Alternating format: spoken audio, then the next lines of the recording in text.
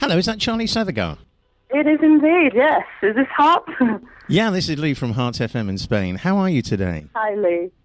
I'm fine, thank you, Lee. How are you? I'm very well. Do you mind chatting with me for a little while? Of course, no, that would be a pleasure.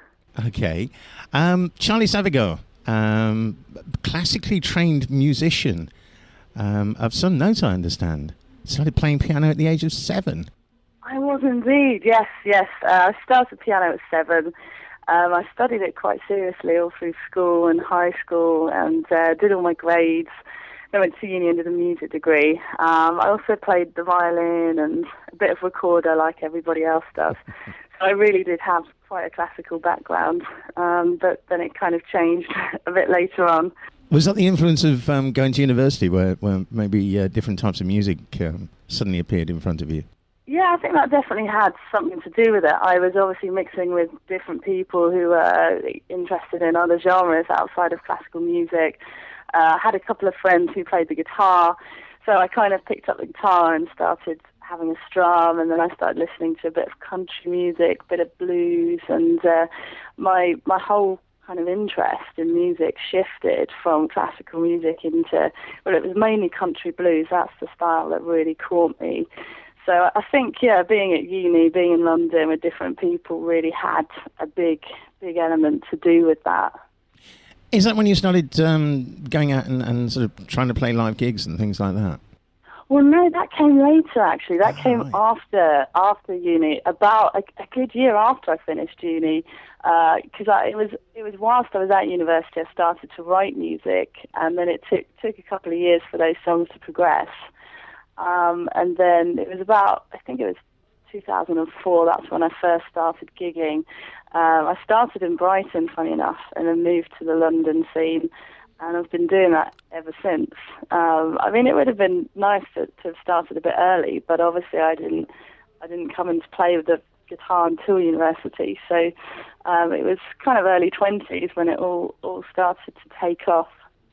Do you find when you're playing or maybe when you're writing that your classical training helps or hinders you in any way? Well, initially it hindered me because I started to write on the piano, and my piano playing was a lot more developed than my voice. But when I picked up the guitar, because I was more limited to the knowledge I had on the guitar, then my voice became the main instrument, and therefore the songs were able to develop. And I'm a big believer in less is more, and certainly as a guitarist, I don't do anything virtuoso. I literally strum and accompany myself. So the idea of strong hooks were able to come through. So I think that in some of my songs you can most probably hear there's the classical element, because there's nothing surprising in like chord progressions if you want to start analysing it. So I think right now where I am, it's really helpful, because I am writing again now on the piano, but I've learned to keep the voice as the main instrument, and the piano more secondary. So it's kind of a bit of both, but certainly where I am now, it's all positive. Good. Now, you quote as one of your main influences or inspirations Bonnie Raitt, who I think is brilliant. That's correct. What a guitarist that woman is. She's absolutely fantastic. She is undoubtedly one of the best female guitarists in the world, and I think very underrated, because not everybody's heard of Bonnie Raitt, certainly in the UK. But she's predominantly a country artist. She's an incredible slide guitar player, and I've always wanted to play the slide guitar. I haven't quite got round to it yet, but I've seen Bonnie a few times in concert, and it's just inspirational. And I think any songwriter out there will be able to cite what their influences are. And when you've got one particular influence, then it's absolutely amazing when you can see them live, because you just come away and you feel so inspired to go out there and write and perform. So, I mean, I've got so many of her albums, and she's a huge influence on me and my music. She did some recording with John Lee Hooker just before John died, and amazing stuff. Yeah, absolutely. I mean, she's worked with so many big names, so she's got so much great music out there. And anybody who hasn't listened to Bonnie Raitt, you really must make it a priority to listen to her, because she really is a legend. Now, other influences you quote are Shelby Lynne and maybe Shania Twain, who are, to a certain extent, the other end of the sort of country blues type genre. What influence do you gain from them? Well, again, I think as a female singer-songwriter, you look to other females, other female singer-songwriters out there, because essentially they're doing what you're doing as well. And as you said, they are in contrast to Bonnie Raitt.